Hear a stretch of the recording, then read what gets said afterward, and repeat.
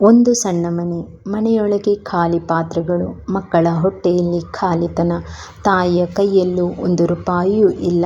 ಬೆಳಿಗ್ಗೆ ಮಕ್ಕಳು ಕೇಳುತ್ತಾರೆ, ಅಮ್ಮ ಇವತ್ತು ಊಟ ಇದೆಯಾ? ಇದೆ ಕಣೆ, ಸ್ವಲ್ಪ ತಡ. ಆ ನಗು ಅವಳ ಹೃದಯದ ಮೇಲೆ ಬಿದ್ದ ಕತ್ತಿಯಂತೆ ನೋವು. ಹೊರಗೆ ಕೆಲಸಕ್ಕೆ ಹೋಗಬೇಕೆಂದು ಅವಳಿಗೂ ಗೊತ್ತು. ಸಮಾಜದ ಮಾತುಗಳು ಅವಳನ್ನು ಕಟ್ಟಿಹಾಕಿವೆ. ಹೊರಗೆ ಹೋದರೆ ಅವಮಾನ, ಅನುಮಾನ. ಅವಳು ಹೊರಗೆ ಹೋಗಲಿಲ್ಲ. ಮನೆಯೊಳಗೆ ಉಳಿದುಕೊಂಡಳು. ಮಕ್ಕಳನ್ನು ಬೆಳೆಸಲು ತನ್ನ ಆತ್ಮಗೌರವವನ್ನು ಮೌನವಾಗಿ ಕೊಂದಳು. ಒಂದು ದಿನ ಪಕ್ಕದ ಮನೆಯವರು ಕೊಟ್ಟ ಅಕ್ಕಿ, ಯಾರೋ ಕೊಟ್ಟ ಹಳೆಯ ಬಟ್ಟೆ, ಯಾರೋ ಕೊಟ್ಟ ಹಣ.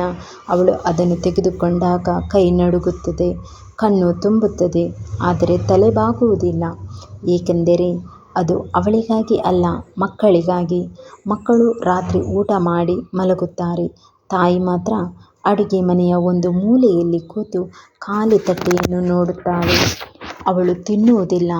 ಹಸಿವು ಅವಳಿಗೆ ಹೊಸದಲ್ಲ, ಆದರೆ ಮಕ್ಕಳ ನಗು ಅವಳ ಜೀವ. ನಾಳೆ ನಾನು ಸೋಲುವುದಿಲ್ಲ, ನನ್ನ ಮಕ್ಕಳು ಎಂದಿಗೂ ಹಸಿದಿರಬಾರದು. ಆ ಕ್ಷಣದಲ್ಲಿ ಅವಳು ಬಡ ತಾಯಿಯಲ್ಲ, ತ್ಯಾಗದ ದೇವತೆ.